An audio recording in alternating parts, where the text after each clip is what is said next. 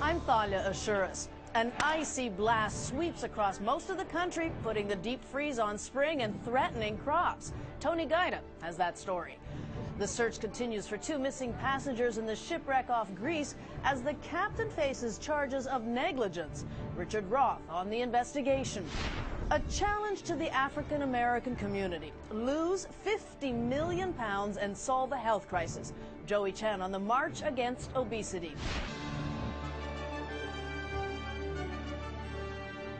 This is the CBS Evening News with Thalia Assuras.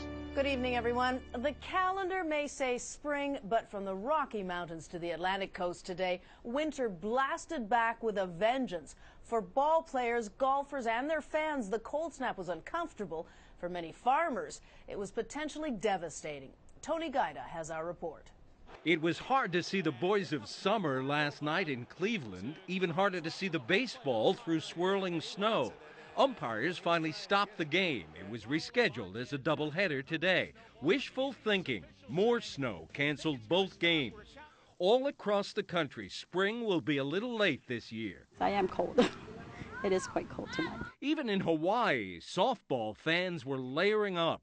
Came down with a t-shirt, then it got colder, so I put the jacket on, then put the long sleeve shirt on. West of Fort Worth, Texas, motorists slogged through April snow for the first time since Franklin Roosevelt was president. It snowed in Dallas, too, the first April snow there since 1899. And Houston? Houston, generally in the upper 70s. They're going to be in the lower to middle 40s on Sunday. Weather experts blame no Niños for these frigid conditions. It's just very cold Canadian air that refuses to move aside for spring. That was bad news for kids hunting Easter eggs today in Cleveland, and very bad news at this farm in central Ohio. 300 acres of fruit trees began blooming recently after 2 days of temperatures in the 80s. Then came snow squalls. Now a farmer is toting up his losses. I think we'll experience probably a total loss on sweet cherries, maybe 20% loss on peaches, and maybe not significant in apples yet. But the forecast is bleak. Well, it's going to be cold, at least across the Midwest and the Northeast, for the next week to 10 days. Maybe not straight through. Weather forecasters say there could be a couple of slightly milder days next week in the Midwest and the Northeast, but there's another storm right behind that, packing more cold air. Thalia? And tomorrow, what's it going to be like, Easter Sunday? Well, we hear that across the country, a lot of congregations are throwing in the hymnals to the cold weather. They have canceled sunrise services in Kansas, other parts of the country, and also we hear at Red Rocks, west of Denver. And it's cold in New York, a windy night. Thanks, Tony. In Greece, the captain of a sunken cruise liner appeared in court today while the search continued for 2 missing passengers. The ship went down yesterday in the Aegean, but not before 1,500 people were rescued. Richard Roth has more. With bright orange lifeboats surrounding the spot like a crime scene, today the ship's captain was charged with a crime. His face obscured to comply with court rules, the Greek captain is accused of causing a shipwreck through negligence. Off the Greek island of Santorini in the Aegean Sea, the Sea Diamond had been on a 5-day cruise in fair weather when it hit a reef and began taking on water. It was a loud noise, of course, and then I stepped outside of my cabin and looked, and the water was coming down the hallway. More than 1,100 passengers were on board, mostly Americans. A flotilla of rescue boats assembled, and the Sea Diamond was evacuated. A Frenchman and his 16-year-old daughter are still missing, but everyone else got off safely.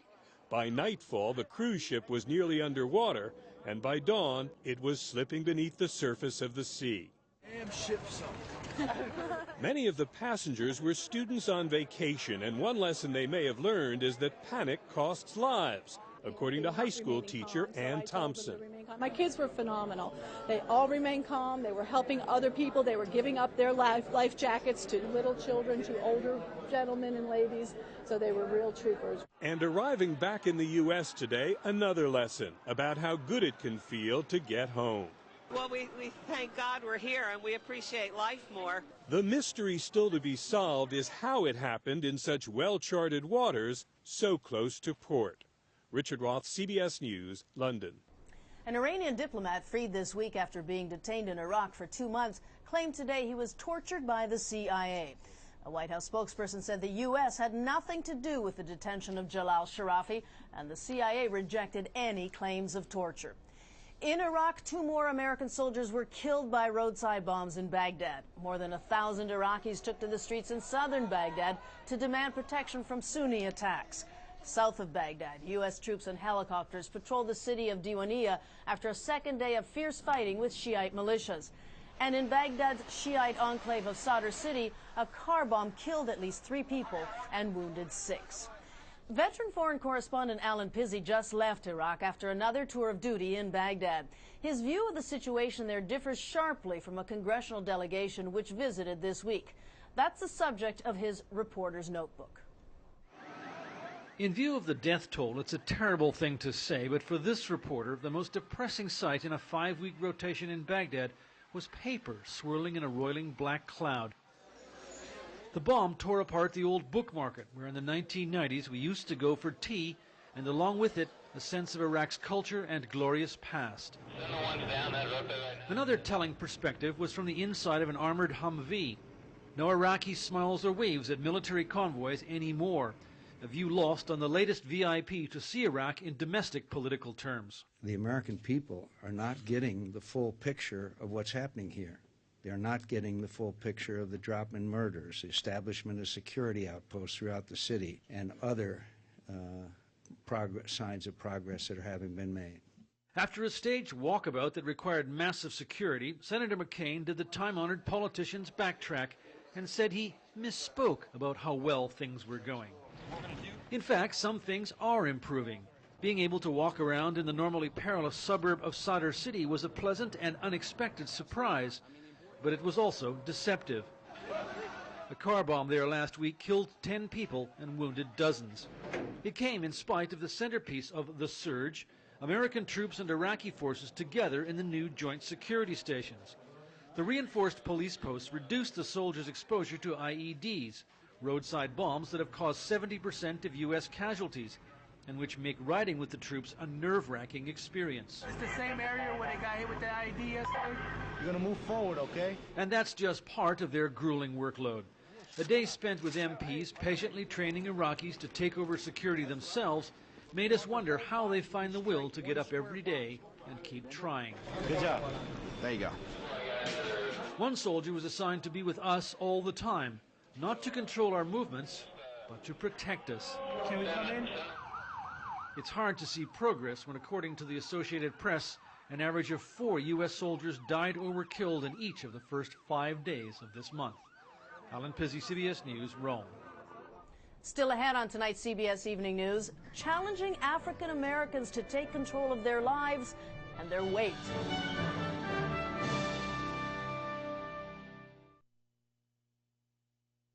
Several thousand people marched in an immigrant rights rally in Los Angeles today. Organizers say many undocumented workers are angry about a White House plan that would grant them work visas but require them to first return home and then pay hefty fines to become legal U.S. residents. A challenge went out today to millions of African Americans to adopt a healthier lifestyle. The goal is to lose weight, a lot of weight. Organizers call it the 50 million pound challenge. Joey Chen reports. For Danielle Brown, change began with dinner. Salmon last night, and not the way she used to cook it either. Normally I'd make like fried catfish or, something like that. So. Tasty and often greasy food is a Brown family tradition. Cooking that keeps the weight on and the health risks like diabetes high. My grandfather has it. My grandmother's sister, who also passed away, had it. Worried she'd be next, Brown signed on to a new effort aimed at getting African Americans, especially women, to slim down. Today starts the 50 million pound challenge. Hundreds turned out for the challenge on the mall in Washington this chilly morning. Organizers are urging 5 million African Americans to lose 10 pounds apiece, just enough to get the snug out. That increasing weight adds up to more than a fashion emergency. For the African American community, it's grown into a health crisis. Nearly 80% of African American women are overweight. More than half of all African American women are obese. That's contributed to skyrocketing rates of high blood pressure, stroke, and diabetes among black Americans. African Americans suffer from diabetes at double the rate of whites and are more than twice as likely to die of it. There is beyond a health crisis in the African American community. There is an absolute epidemic. Dr. Ian Smith says the problem isn't just high-fat recipes, but attitude. We're not trying to radically change you, because the first thing a woman will say, African American woman, is, I don't want to be skin and bones. I'm not trying to make you skin and bones. He says his only goal is better health and more active lifestyles for African Americans, now and for generations to come. Joey Chen, CBS News, Washington. Just ahead on tonight's CBS Evening News, a new effective program to stop drunk driving that comes with a price. In Japan, the number of fatal accidents involving drunk driving fell 14% last year thanks to tougher laws. But nothing can erase the tragic memories and the guilt for the survivors. Barry Peterson has more.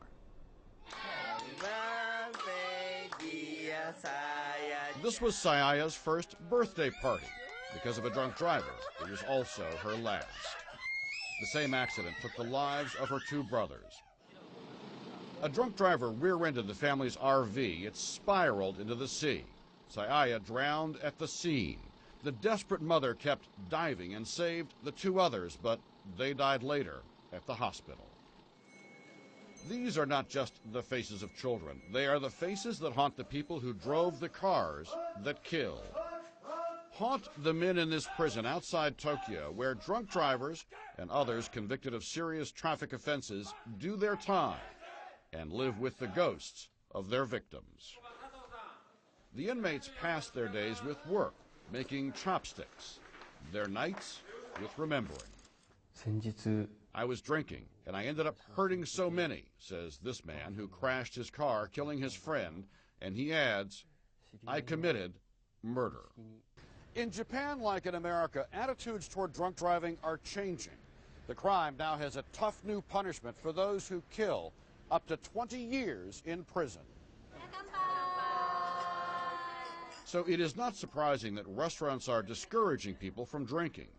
In some, designated drivers get badges so they get no booze. Japanese police have increased roadblocks, though not everyone wants to cooperate. But for those who think drunk driving is okay, ask the inmates. I had beer and sake, and then I drove. I killed an 18-year-old, he told us, adding, it's hard to live my life with that fact.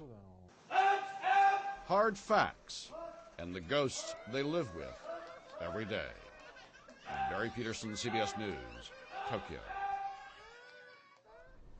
The latest space tourist, American billionaire Charles Simonyi, blasted off from Kazakhstan today on a Russian rocket along with two cosmonauts. Simonyi, the developer of Microsoft's Word program, was joined at the launch site by his friend Martha Stewart.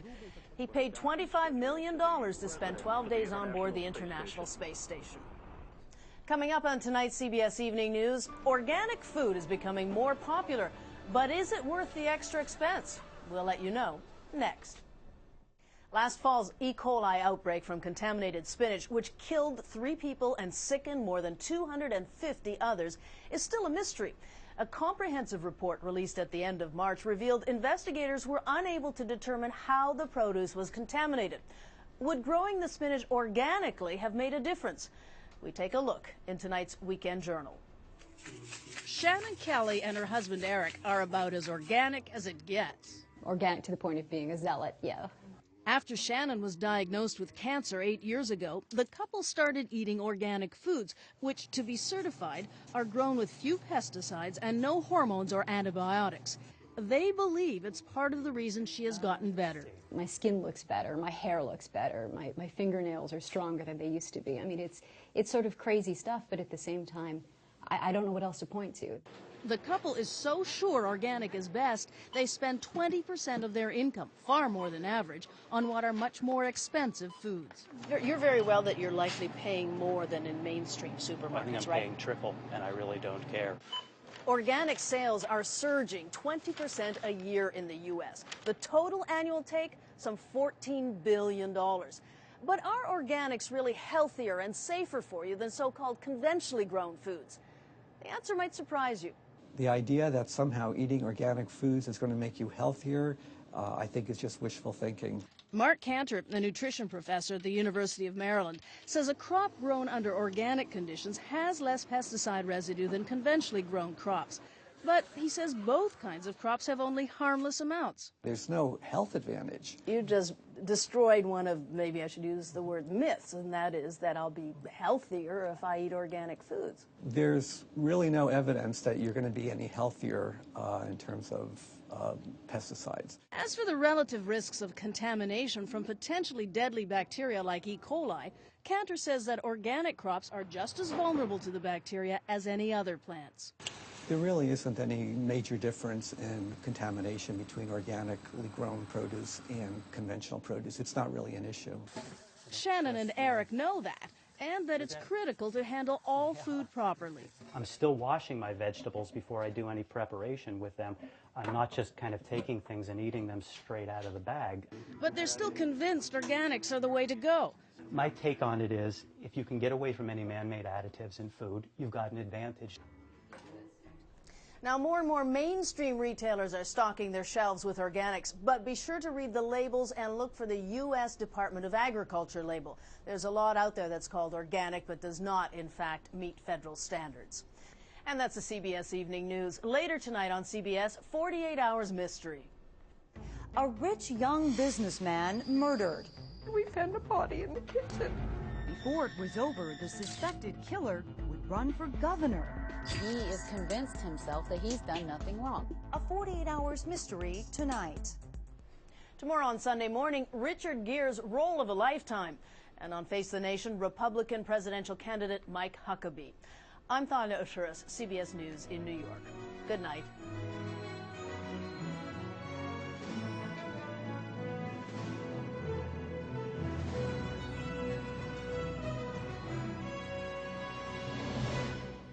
CBS News. See it now, anytime, anywhere.